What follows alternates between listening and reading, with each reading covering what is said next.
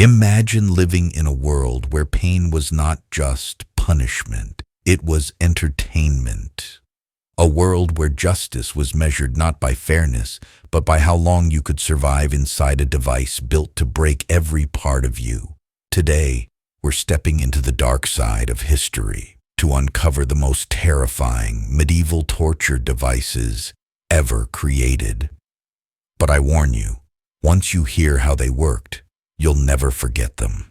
These aren't myths or legends. These were real devices used on real people, and each one tells us something chilling about the cruelty of the medieval world.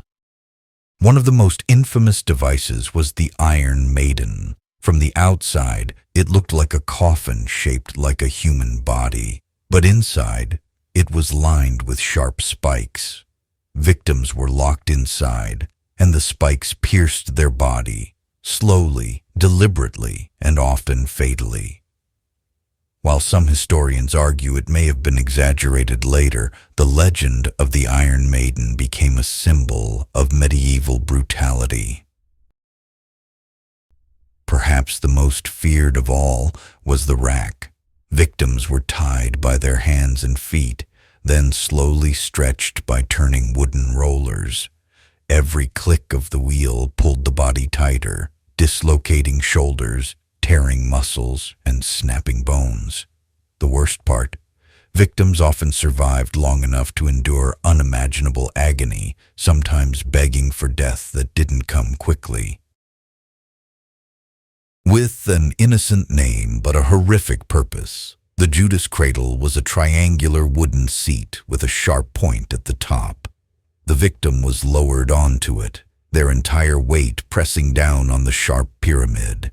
The device caused unbearable pain and humiliation, often used as both torture and execution. It's a chilling reminder that cruelty was often designed to be both physical and psychological. The wheel, sometimes called the breaking wheel, turned execution into a public spectacle. Victims were tied to a massive wheel while their limbs were smashed with hammers or clubs. The broken body was then left on display for all to see, sometimes for days, as a warning. This wasn't just punishment. It was medieval theater designed to terrify anyone watching. Simple but cruel, the heretic's fork was a metal device strapped between the chest and chin, keeping the victim's head upright. Any movement, even the slightest nod, drove sharp prongs into the throat and chest. Victims couldn't sleep, couldn't relax, only suffer. It was a slow, exhausting torture meant to break the spirit as much as the body. Reserved for women accused of crimes like adultery or witchcraft, the breast ripper was a claw-like device heated until red-hot, then used to tear flesh apart. The brutality of this device shows just how cruel and gender-targeted medieval punishments could be. Unlike the rack that stretched, the scavenger's daughter crushed. The victim was forced into a crouched position, and iron bands pressed them tighter and tighter, breaking ribs and forcing blood from the nose and ears.